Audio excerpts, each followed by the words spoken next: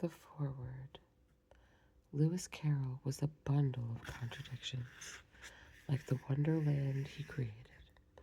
His real name was Charles Ludwig Dodgson, Anglican curate and lecturer in mathematics at Oxford University, a shy, sober, scholarly man.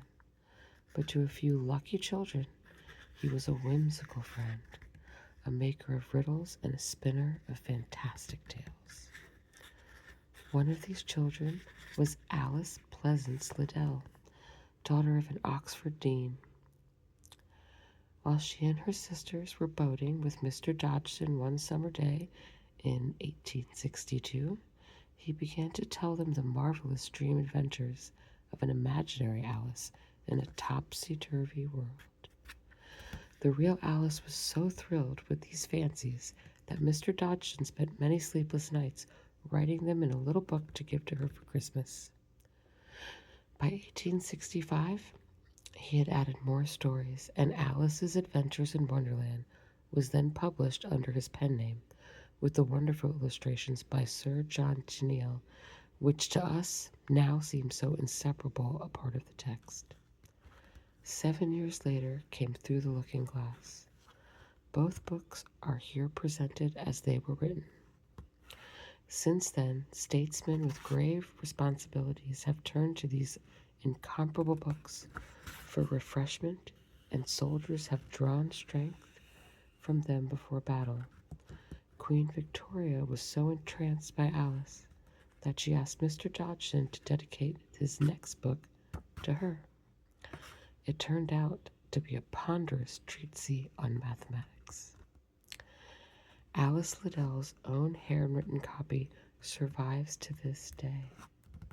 In 1946, in a gesture of gratitude for England's gallantry during World War II, a group of Americans bought it at auction for $50,000 and gave it to the British Museum.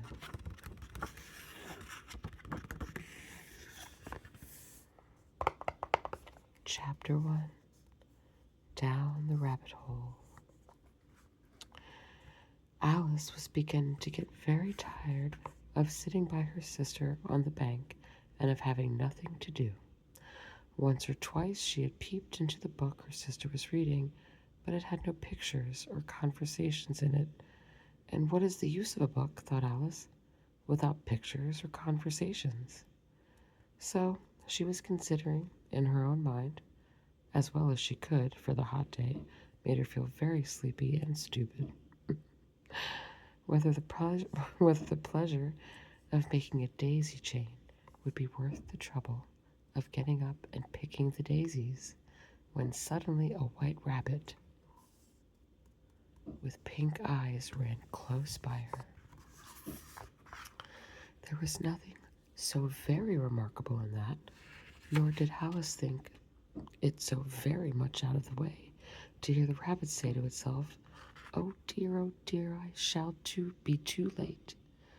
When she thought it over afterwards, it occurred to her that she ought to have wondered at this, but at the time it all seemed quite natural. But when the rabbit actually took a watch out of its waistcoat pocket and looked at it, then hurried on, Alice started to her feet, for it flashed across her mind that she had never before seen a rabbit with either a waistcoat pocket or a watch to take out of it. And burning with curiosity, she ran across the field after it, and was just in time to see it pop down a large rabbit hole under the hedge.